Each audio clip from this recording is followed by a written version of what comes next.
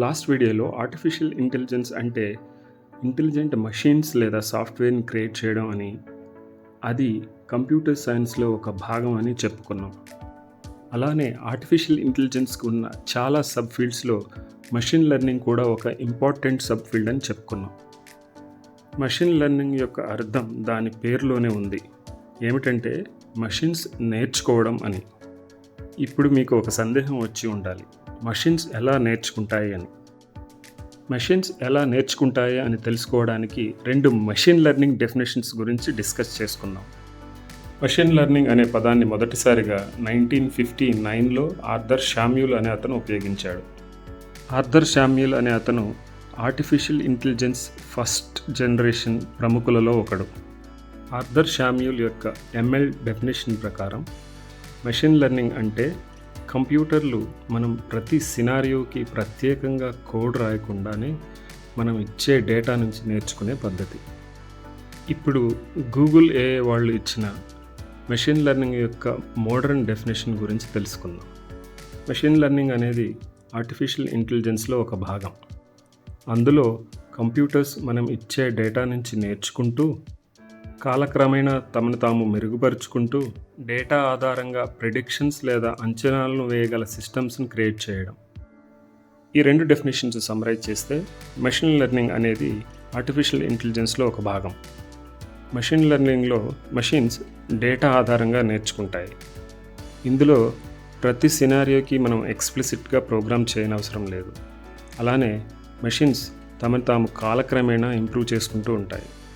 Machine లెర్నింగ్లో 3 main types, అలాగే ఇంకొన్ని other లేదా హైబ్రిడ్ టైప్స్ ఉన్నాయి. 3 main types of machine learning గురించి చెప్పుకోవాలంటే, మొదటిది సూపర్వైజ్డ్ లెర్నింగ్, రెండవది అన్సూపర్వైజ్డ్ లెర్నింగ్, మూడవది రీఇన్ఫోర్స్మెంట్ లెర్నింగ్. ఇప్పుడు hybrid or other types of machine learning గురించి తెలుసుకుందాం. Semi supervised learning, self supervised learning, evolutionary learning or genetic algorithms, online learning, active learning.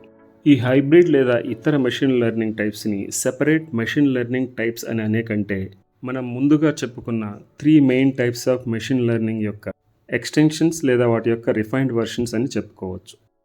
Different types of machine learning గురించి తెలుసుకున్న తర్వాత మీకు ఒక సందేహం వచ్చి ఉండాలి.